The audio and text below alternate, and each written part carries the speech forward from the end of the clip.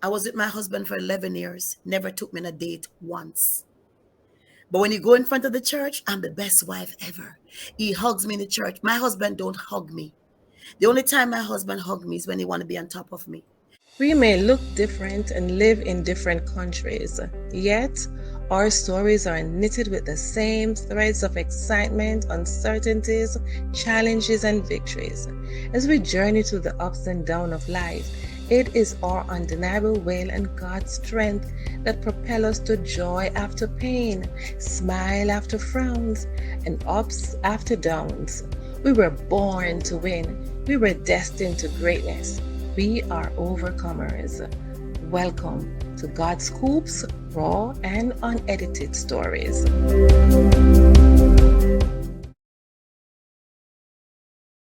Welcome to Raw and Unedited Stories, the place where stories are told to uplift, encourage, and brighten your day.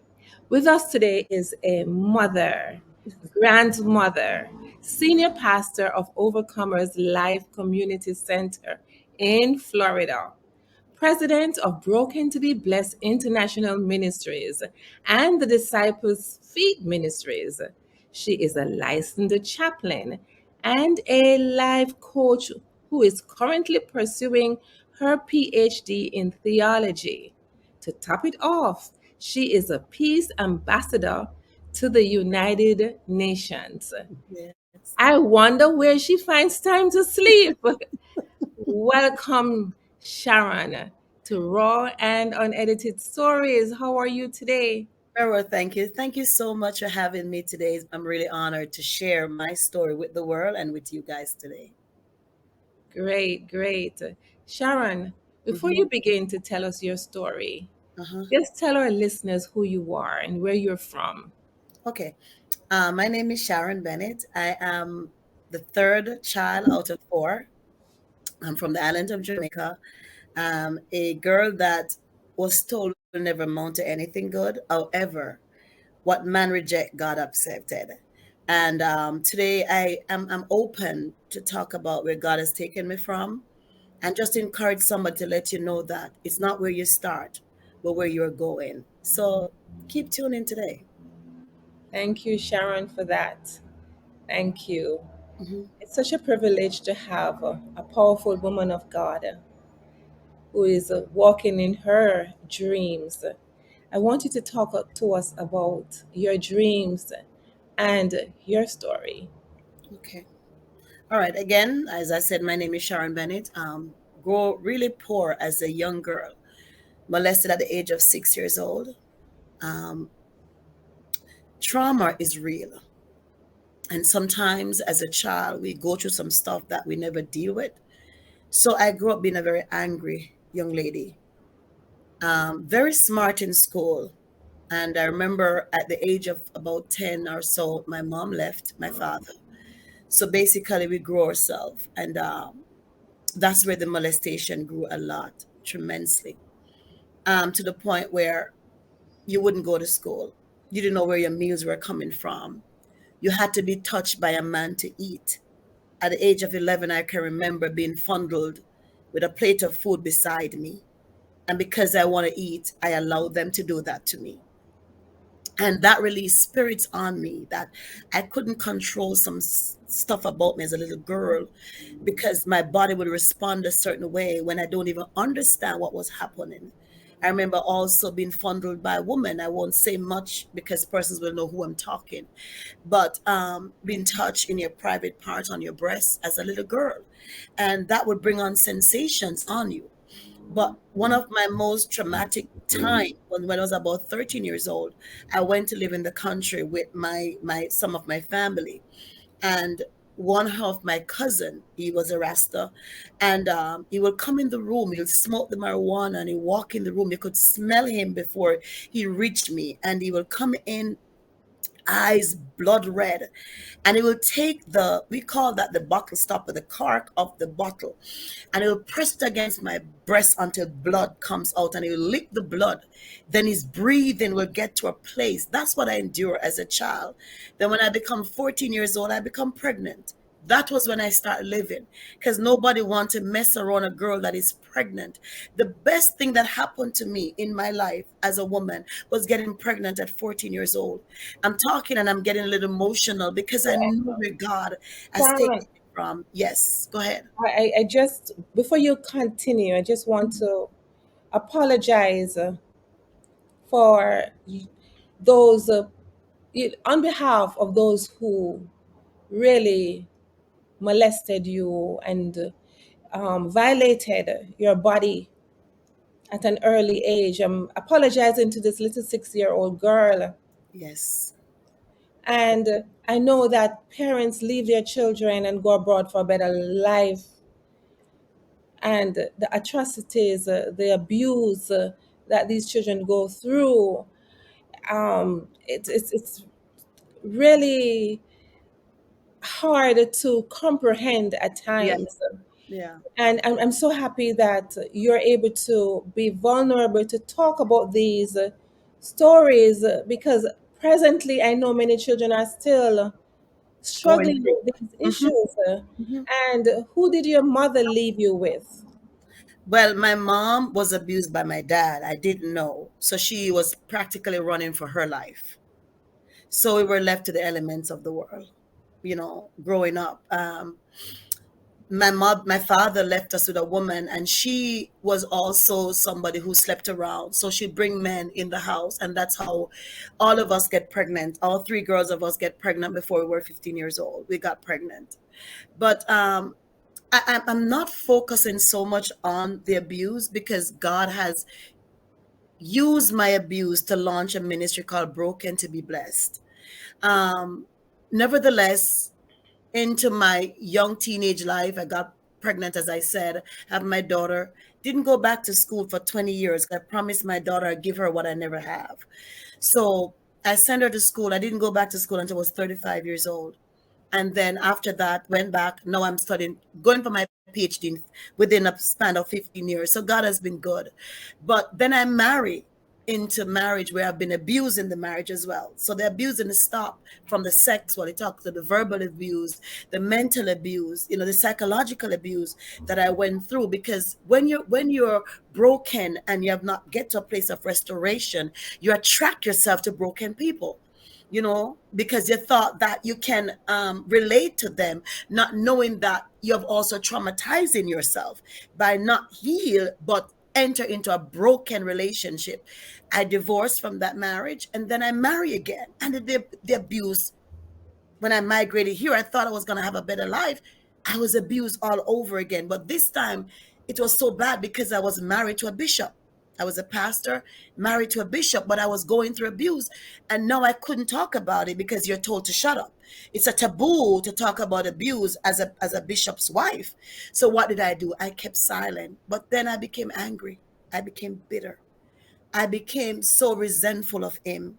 Was I right? No, but I didn't know any better, and there was nobody to talk to. I remember once I talked about it and somebody said, I don't want my wife around you because I don't want you to talk to her about it. So I questioned God. I said, God, why do I go through so much abuse and so much hurt in a time of fasting? And the Lord said, your scars are to give me glory. That was the journey to my healing.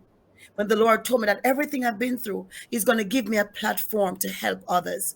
And out of that birth, Broken to be Blessed International Ministries. This is a ministry that yearly, as a matter of fact, we just closed that ministry. That ministry happened every October. And women from all over, we have launched it in Jamaica and Africa, the Belize. We have launched this ministry. What it does, we give a safe place for women to talk about the abuse. Did I mention to you that I also did an abortion? And Right. the boy that I wanted to abort is now a preacher today. So my life story is brokenness but not shattered. So Sharon, you went through a process where you wanted to abort a child, but it I didn't did abort a happen. child. I did You, abort a child. okay, you did abort a child. Talk to us Hmm. about the side effects of that. And I really want you to be open about those journey, because it will actually help young women who are presently experiencing abuse and abortion and all of those experiences. Let's Okay. talk about them. The abortion. When I did the abortion, it was a way of escape because I didn't want to be involved with the person. You have sex with somebody, but you didn't want to be with them. So it was a choice for me to get rid of the baby. That's the first one. We both agreed to do it. But then I was traumatized because I'll wake up in the night and hear a child crying. I start to withdraw from people because you took a life, whether you want to believe it or not. That's a life that you take. And I could never get the baby out of my mind. So again, shack up with a wrong guy again. And then he told me when I got pregnant, now that's a year after, because it's like I want to fill the void of the baby's life that I took before, because I grew up in a God-fearing home, even though in Jamaica, you're told to go to church. You have to go to church. So I know what I did was wrong. And I will pray about it. But then I want to fill the void. So what I did, I made myself vulnerable to get pregnant again, because I thought that if I get pregnant, then it will, and I have a baby in my hand, it will fix the void, or fill the void that I was carrying, never knowing that who I hook up with now, saying that I don't want a baby, I don't want a child. So now I'm faced with the first time I want to do the abortion, but no, I don't want to do it. I want the baby. But I went to church the night. As we Jamaican, we go to every street meeting that was keeping. So I Yes. went to a street meeting, and the preacher was preaching, and he said, there's somebody here who's going to abort a child. But if my mother aborted me, I wouldn't be a preacher today. At 6 weeks, I feel the fetus move from the left to the right. Now, that's impossible, but that was the Holy Spirit. I said, I'm leaving. I'm going home now. I can't stay. They said, Sharon, where are you going? I said, I can't stay because I felt this warmth. I was hot on the inside. I felt uncomfortable. I had to go because the abortion was scheduled for the next day. The morning, the gentleman came with the money, but I didn't sleep the night because through the night, I saw myself and the abortion table, and I was dead. I wasn't breathing. And he came the morning pretty early, and he said, why are you not ready? I said, I can't do it. He said, why? I don't want a baby. I said, I can't do the abortion. But he didn't know that I did abortion the year before, but I did. And he was angry.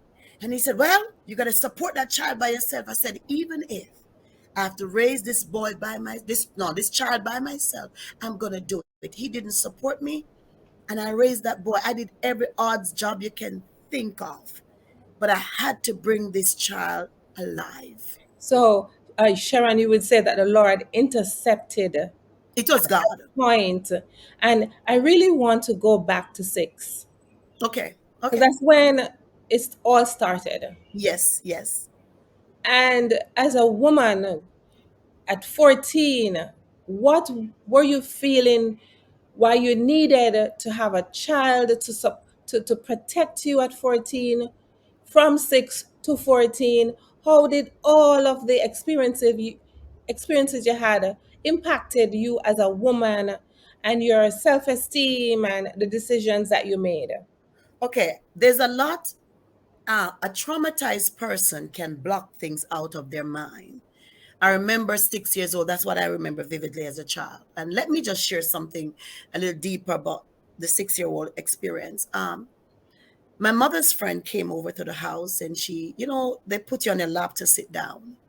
And I sat on his lap, and as a little girl, I could feel something going up in my private part, and I felt uncomfortable. So I started to twig a little bit because it was painful as a little girl. And my mom said, be quiet, sit down.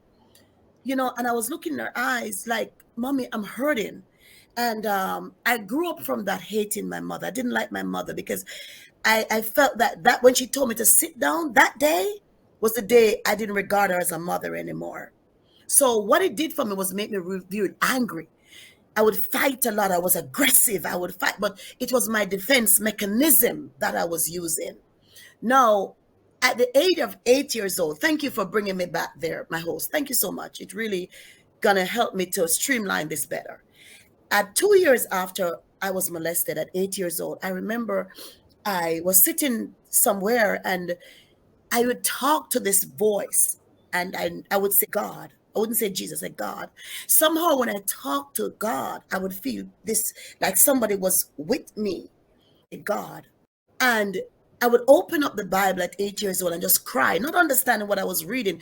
But somehow, no matter how somebody touched me and I talked to this person, God is like he was saying, okay, baby, you're going to be all right.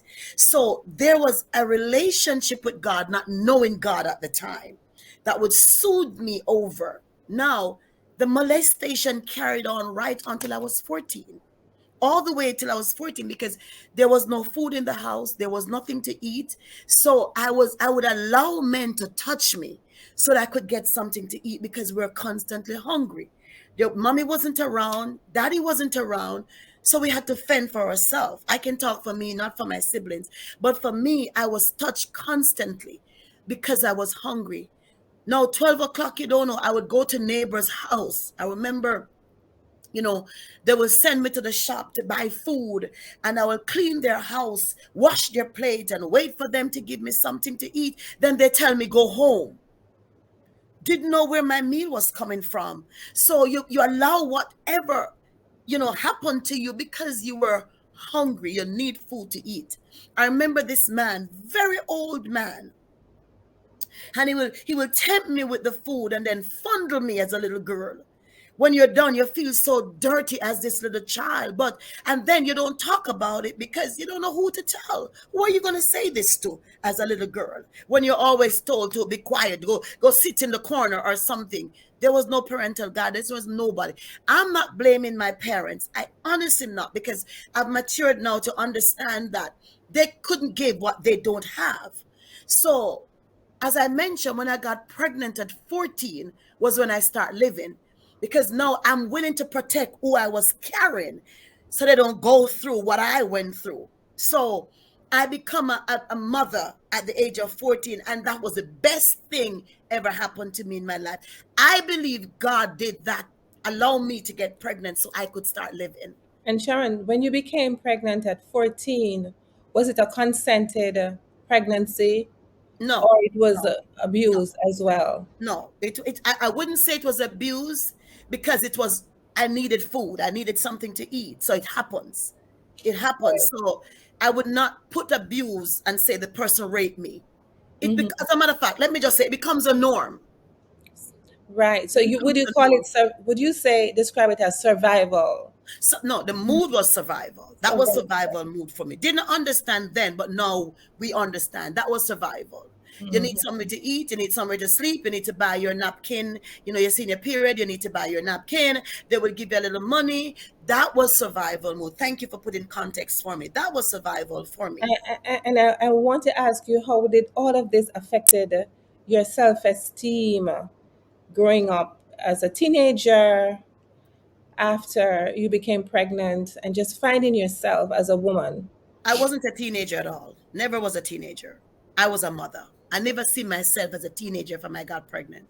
I was a mother, a mother defending herself and her child. That's what I see. So immediately after I have the baby, I find someone to watch a child. I went to work. I tell them lie. I have the baby at 16, 15, sorry. I tell them lie that I was 18. So I start working. And what I did was being more protective than anything else. At 14, after 14, and I got pregnant, I was never abused again sexually, because now I defended myself, and I now defended my child by working, doing our job wherever, working late at they call the free zones at the time that I Hmm. work. I work. And then what I start doing, I start going back to school, doing some CXC subject, but then it was conflicting in my time for work. Then something miraculous happened to me. I was working with the Koreans, and one of them saw my ability and my knowledge in my academics, and they put me in the office to work. That's where I started doing accounting, learning to do office work and stuff. And so instead of going to school, I was learning accounting work, not having an high school diploma or anything. So I start working, and that's where my journey to academics start. But where my child was concerned, no, I didn't have to wonder where my food coming from. I didn't have to wonder where I was sleeping. By the time I reached 19-year-old, I built my first house. By the time I reached 23, I built a house for my mother. By the time I was 26, I built another house. By the time I was 27, I started my own business. Multi-millionaire. working Sharon, on your business. Yes, ma'am. Sharon, you are a powerhouse because let me tell you, after coming out of some people would have just crumbled, but instead, it was your mountain climbing experience. It helped Yes. you It motivates me. to climb mountains. Every time And you tell me I wouldn't do it, every time you tell me I couldn't, that helps me do it. I was gonna prove the doubters wrong. mhm, Listen, I was an aggressor, but one of the trauma from the abuse was I was very aggressive. I fight with my eyes open. As you say, A, B, C, I was ready to fight. That was my defense mechanism. Even into adulthood, I would fight. Not understanding that it was a trauma that I went through. I didn't want to be hurt anymore. I didn't want to be touched the wrong way anymore. Even when I got married the first time, if my husband grabbed me a certain way, I would launch at him because it was my defense. I went into marriage broken. And then for him, his family, his family treated me like a nobody. And mm, that again put me at a place where I resented even having somebody in my life. So I focused on my children. So what I did, I went and adopted children because I didn't want them to go through what I go through. Can I yeah, share this with you? By the yes, time my first child reached 14 years old, she was molested by an evangelist mm, in the church. Let me share this with our audience today. When you don't deal with the trauma, it transfers. When you don't have a platform to talk, it transfers. What am I saying? This is the pastor side chipping in now. You can notice in family, it happens to your mother, it happens to your sister, and it's like it's a cycle until somebody stands up and do something about it. We are told in churches not to talk about these things, but it's happening to our daughters or our sisters, our mother, because I didn't deal with it. Guess what happened? My daughter had to deal with something I went through. So what I'm encouraging people to do, find somebody and talk about it. By the way, it's not your fault. No way it could be a 6-year-old fault to be touched by a grown-up. Nowhere it could have been your fault. Your mom and dad should provide for you. But we don't know what they went through because they didn't deal with the trauma. Guess what? It passed down to us. The moment I open up and talk about it was when the cycle stops with me. It stops with me. When I came out and talked, guess what? My sisters went through the same thing. The same man that molested me molested my sisters.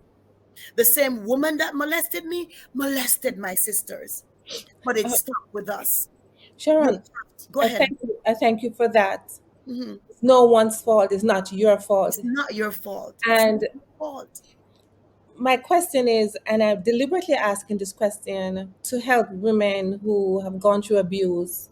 Would you say, because of your past experience with abuse, you um, decided to get attached to a certain type of men? Why it impacted your marriage? I believe because of how I would say vulnerable I was, I would never date a strong man. It's like you seek to be attached to persons are vulnerable like you. Because if the no, I'm an outspoken person, so I'll be attracted to a soft-spoken person, and it would be persons who I want to help. It was never so much a relationship, but who I want to help. I didn't understand love. I didn't know what love meant to me. The only love I know was how to protect. So the man that I'm with, I didn't see him. I know he was my husband, but to say in love, I didn't understand that. What I wanted to do was to protect him. So I would treat the men in my life like they're my children, not So, disrespecting them, but protect. Sharon, I Mhm. want to use the right language. So you had the rescue mentality as well. No, it's correct. It's fine. Whatever words you throw at me is good. I'm not offended by it. The Yes, rescue I mentality. want to save everybody, even the men that I brought in my life. Because that's all by the way, that's the only thing I know how to do. So guess what I'll do? I'll work 2 jobs to support them. If they didn't work, it was okay. I was mommy, even to my husband. They could depend on me. They would make sure that they're safe. If you attack them, I get in that defense mood to defend even the man, not knowing that they're supposed to provide, they're supposed to protect. I become that person even to my husband. That when the day I pull back and say, hold up a second, he said, right. They said, but you have been doing it all along. Why are you stopping now? Yes. Mhm. So talk to us about the second husband. What was different? Um, the second husband, I said, okay, I want somebody that when they smile, their teeth say Jesus. So I don't know that one. It say Jesus. I want Okay. somebody so much in God. I was looking for something different this time. My heart was in God. My first husband wasn't so much into God. I forced him into getting baptized. And that backfired on me. He said, oh, I didn't want to serve God. You were pushing me. I was guilty of what I did. So when I met this other guy and he was playing the guitar. I met him here in the state and he traveled to Jamaica. It was something different because, hey, somebody's pursuing me. Somebody's not coming after me. So I said, okay, yes. So we were married in 9 months. And then persons get in his head and told him I married him for a green card. And I was treated as such. There were other persons in his ministry who desired him. So I strongly believe that it didn't start it out that way, but why he become that person, I don't know. Up to this day, I don't know. But I'll share more about that as I continue. When I Right. get in the marriage, it was okay. You know, he came to Jamaica. I would fly here. We meet up, everything. Then we got married. And then 2 weeks after I marry him and we get married, he said to me, don't expect any love from me. Don't expect any emotions from me. I'm not the one to give it the flowers. I'm not the one to give it the roses. I'm not the one to be there. And I'm saying, but this is not the person I met. What happened? So I got a shock. Then now, because I got pregnant 14, had my daughter, I had one 9 years after. It was now 14 years, and I want another baby because I wanted 4 children. So I aborted one. I had two, so I want one more. And he said, oh, no, I'm not ready to have no babies. Wait for 6 months. I said, no, I want one because I want a baby. And he said, no, we had to wait 6 months. So I said, okay, let me wait. My husband, not knowing that all this time he's been feed in that I'm there for a green card. Why would a woman who leave her business, leave her house in Jamaica, come to marry you that has nothing? So he was being manipulated against me, not knowing that that's what was happening. So Sharon, go ahead. um, yes, he's been manipulated by other people in the church. Yes, in the Women church. in the church, those Jezebel No, spirits. no, no, women and leaders in the church. Those are the Jezebel spirits, right? Yes, yes. Let's talk about Delilah this and a Jezebel. little bit because Mhm. so many times marriages are affected or impacted by women who feel that they need to interfere with something that they see going right, or and I call those Jezebel They spirits. are. And I'm bringing that up deliberately again because I need our women to know that when we see marriages, we need to speak life into them and not death. And those Jezebel spirits are jealousy and people who did not um, experience the life that they wanted to because of the mistakes they made, and they want to destroy another woman. Speak to that for me a little bit, Sharon. Okay. When I came here, I remember, so it's not just women. You have to talk about leadership as well. Persons that lead us. I remember one day, I would talk openly about where God has taken me from, but before I came here, let me just back up a little bit. It was told that it's taboo to talk about your rape or molestations. So Oh. you were told to shut down in church. So I couldn't talk about it. I become silent. When I came here, I felt like I need to talk. I need to share. So I will talk about it sometime. I remember one day, my pastor at the time, she came to me and she said to me, when you talk, you're embarrassing your husband. So I become silent. And while I was going through all that he was doing to me, I couldn't talk about it. I couldn't go to her or the head of the church because I was embarrassing him to talk about it. So I become silent. Then you have these women. In my marriage with my bishop, my husband was a bishop at the time, was three different women, three different women in my marriage. And I knew about them. I knew about the three different ladies.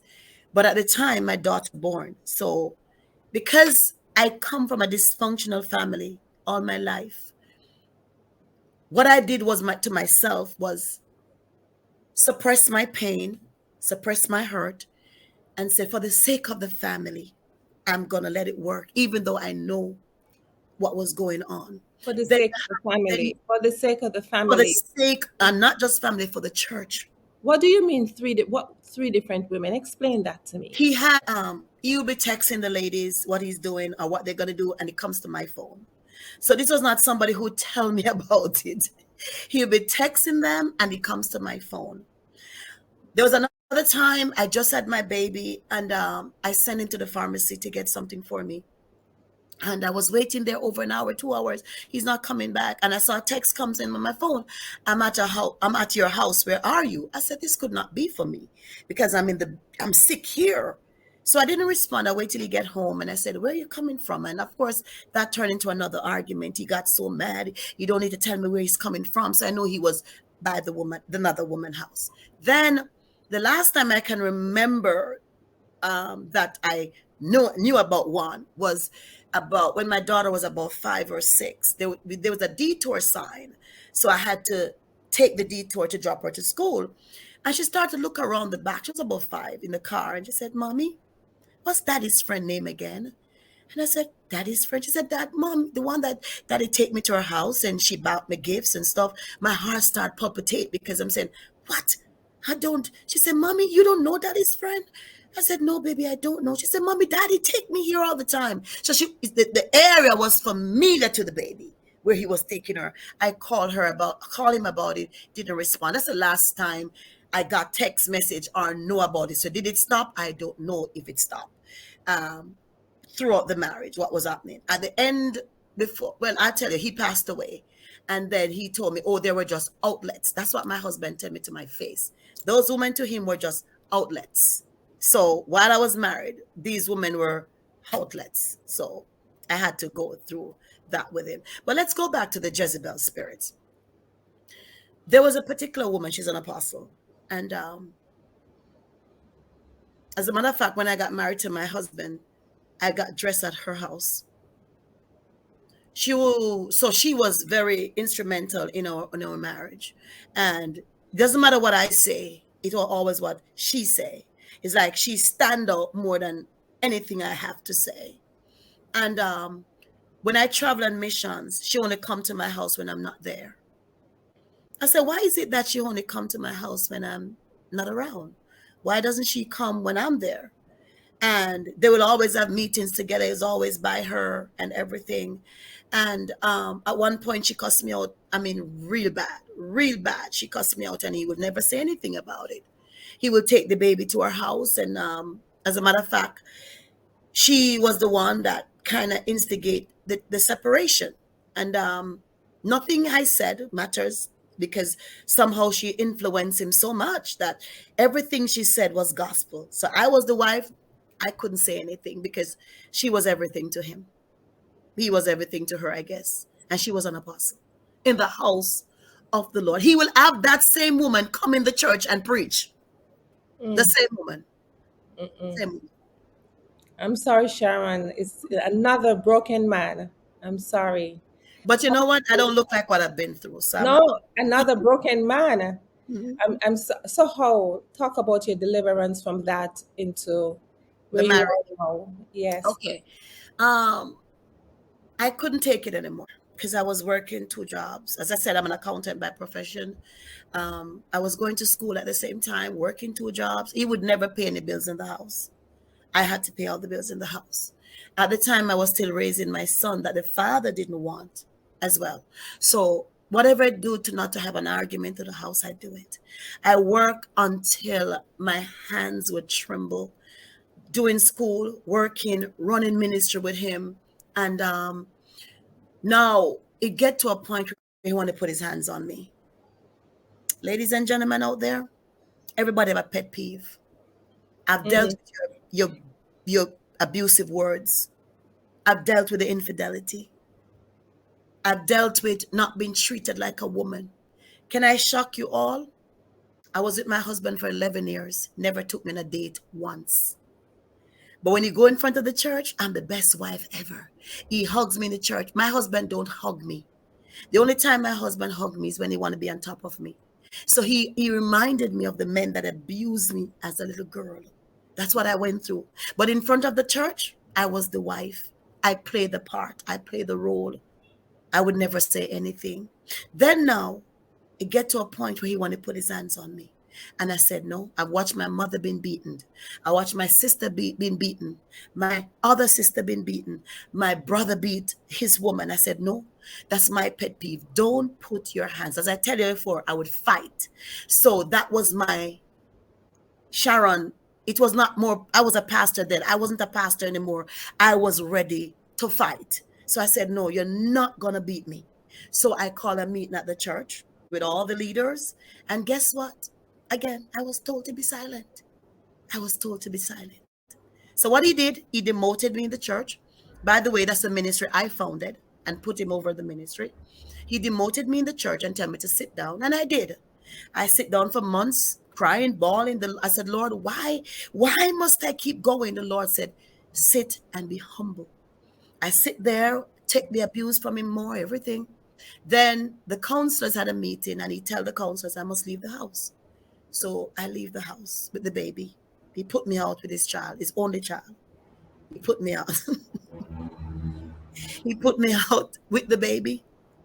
And I said, okay, you're going to go get some help. And I go figure this out for myself. So I said, after 1 year, I would go back. And in the 1 year, couple months, my daughter at the time was 9 years old. She said, Mommy, I see you traveling a lot.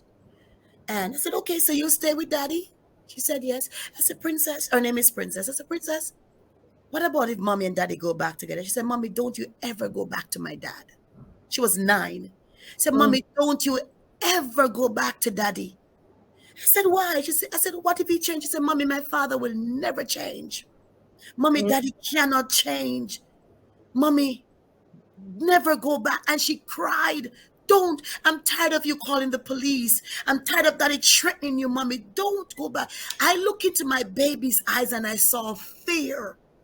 mm, When that baby said to me, Mommy, don't you ever go back to Daddy. I'm tired of Daddy threatening you. I'm tired of you running away from Daddy. I'm tired of you. And saints, at the time, I'm a pastor. He's a bishop in the church. And the baby begging me, Mommy, don't go back. Why? I was broken and I was attracting broken people to me. The long and short of that, ladies and gentlemen, um, he called me a whore. Called me every name in the book possible. Didn't know he was battling cancer. He didn't know either. Because he was a person that never go to the doctor. My late husband, he's from Trinidad, and they were big in oh gosh, Shango Baptist. In Jamaica, you call that poco. We call that you know, they'll cut off the goat head, drink the blood. That was where he was coming out of. mm, So that was the spirits I was dealing with in my marriage. Why he would be so aggressive towards me. He was sick and he didn't know. We didn't know he was sick. So all that time that he kicked me out the house with the baby, he was sick and he didn't know. He didn't find out about the cancer until it was stage 4. He was dead in 8 months. 8 months. mm. The blessing out of all of that, ladies and gentlemen, and the host today is that 5 days, God gave him back to me 5 days. I went to see him and they told me he would have died the day I arrived. And I prayed. I said, God, don't take him. Don't take him. I said, Lord, don't take him. They took him to New York. I was here with the baby. I landed in New York and they took me to the hospital. And the sister said to me, the sister was another Jezebel. She was the one that told him to put me out the house and everything. And she said to me, so strange that you're here today.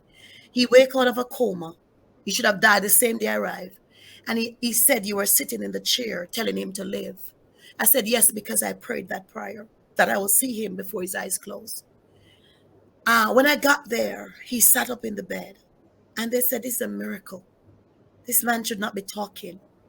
But he said to me, he said, you came here last night and you told me to live. And he said to me, everything I've done you wrong, forgive me. He was gasping for air. I said, no, no, no, don't talk. He said, please, Sharon, I want to talk about it. I've done you so much wrong. I've treated you so bad. And he began to call names of even people in my ministry that I was pastoring that turned him against me. He said, oh, they told me that you witchcraft me and give me cancer. Because I went to Africa for ministry. So they said I went to Africa and witchcraft him. They told him I was living in the house with another man.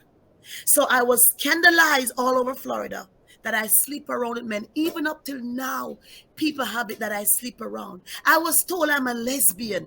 All type of names my late husband put on me, and people believed. But look at the sad part about it. He asked forgiveness, but it's still out there. It's still out there. My name is still tarnished out there. Up to Sharon, go ahead, honey. Go ahead. Sharon, we know what the scripture says about that, right? All things work together for good. No, not only that, your righteousness shall shine like the noonday sun. Amen. It takes time, but it will happen. And Sharon, talk to us about that man, that bigger man that you spoke to at 8 years old, that helped you through your journey, the different journeys that you have been on. Just talk to us about how he helped you through these pathways.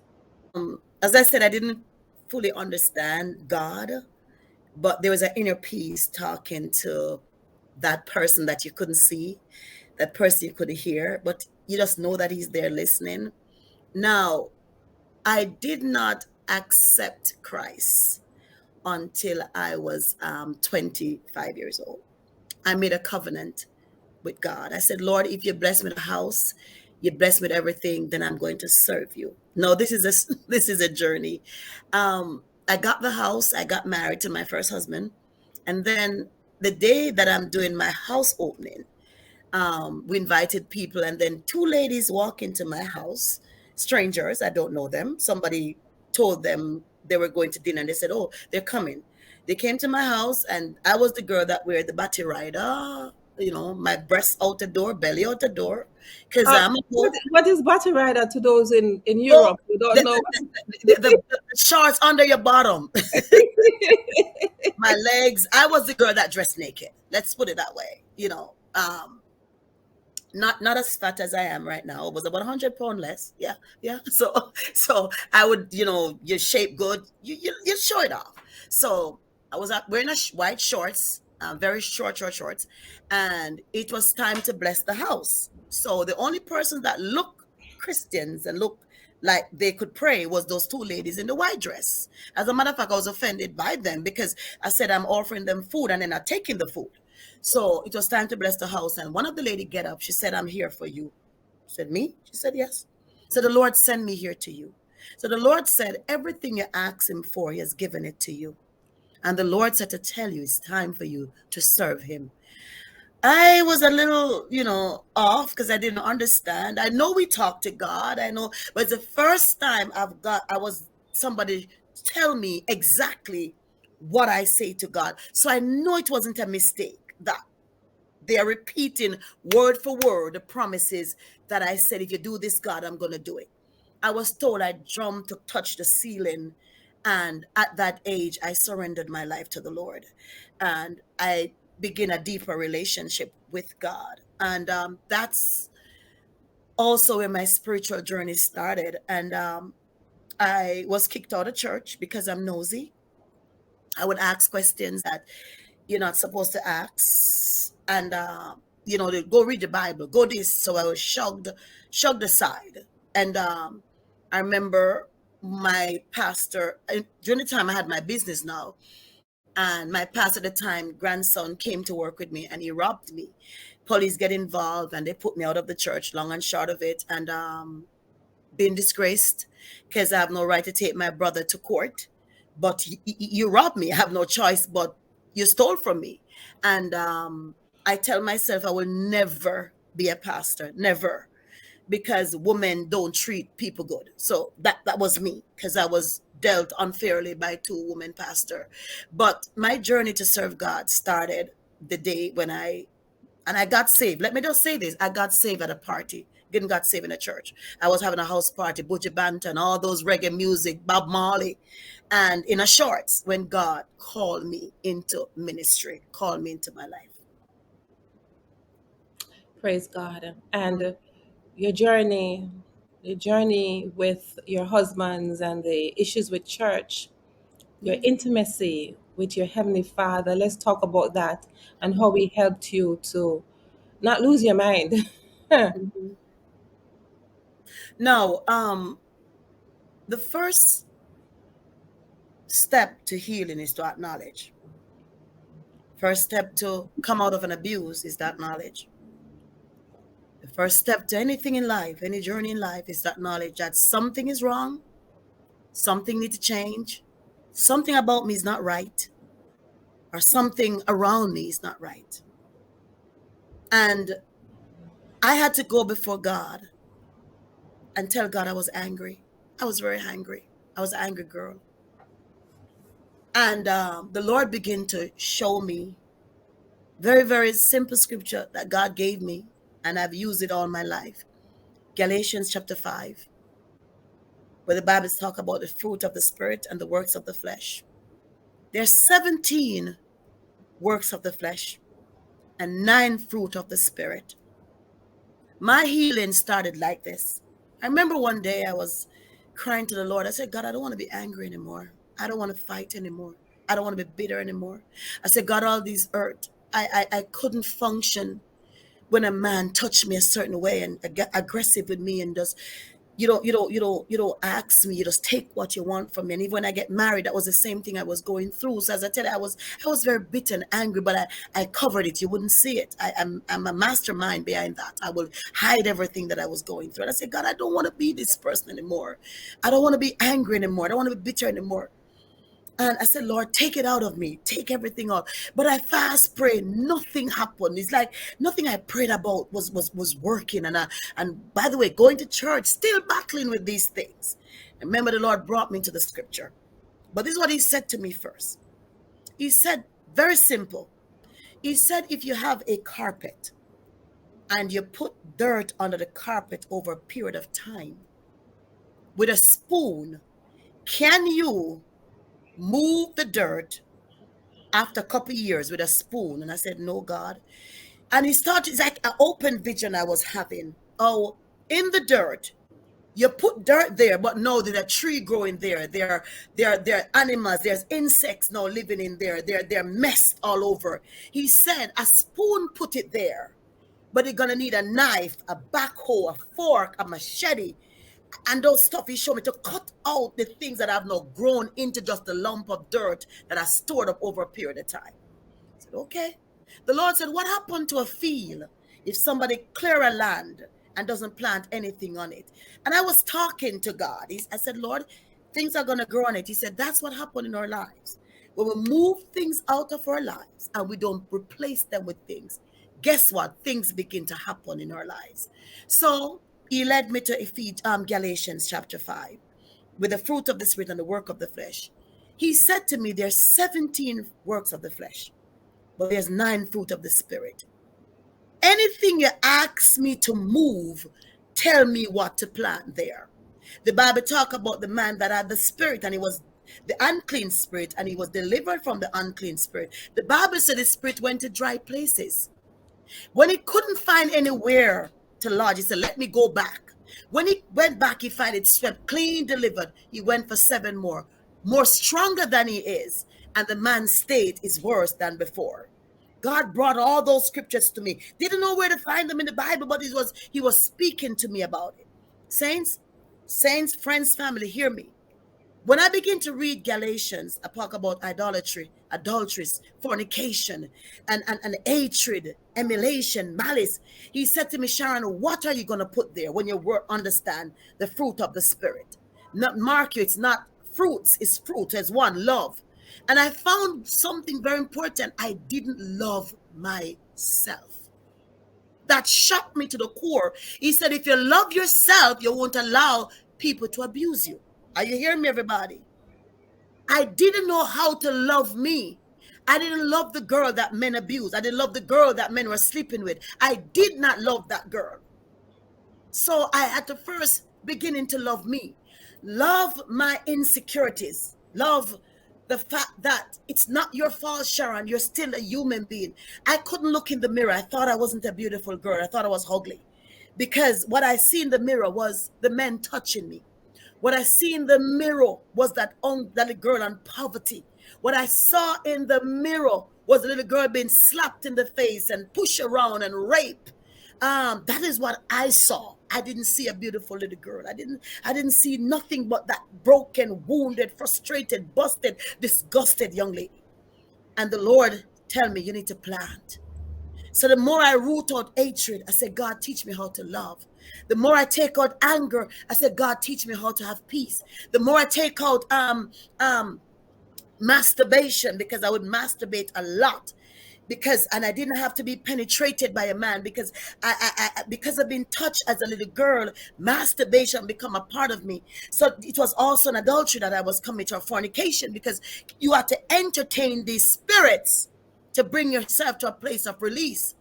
And the Lord taught me self-control. So everything I root up out of my life, I would place one of the fruit of the Spirit there: gentleness, goodness, long-suffering, temperance, patience, self-control. So everything that I root up, I begin to plant. And I begin to see love. Who is love? Me. Who is love? Jesus. And Jesus says, Sharon, I love with all your imperfections. I start seeing that even when I was being abused by the man at 6, he loves me. I start seeing that when the man was raping me as a little girl, he loved me. He didn't love me when I messed up. He loved me before I messed up. I begin to experience love. And the love is the saints of God. Hear me, everybody. We're looking for love. Love is not external. Love is internal. You got to be able to feel love to know love. You got to be able to know love to experience love. So I begin to understand that it's not my fault. Okay, Sharon, you didn't do anything wrong.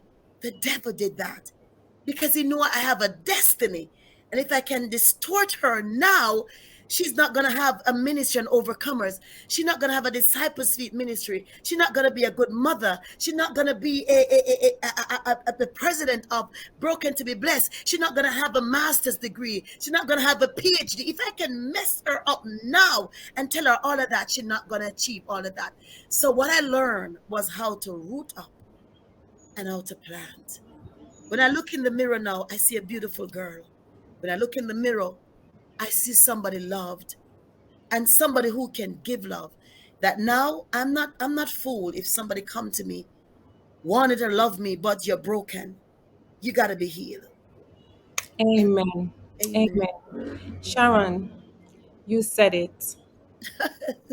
You said it. You put the icing on the cake. You put the cherry on the top. Thank you. Thank you. Yeah. Thank you. I need not say anything else.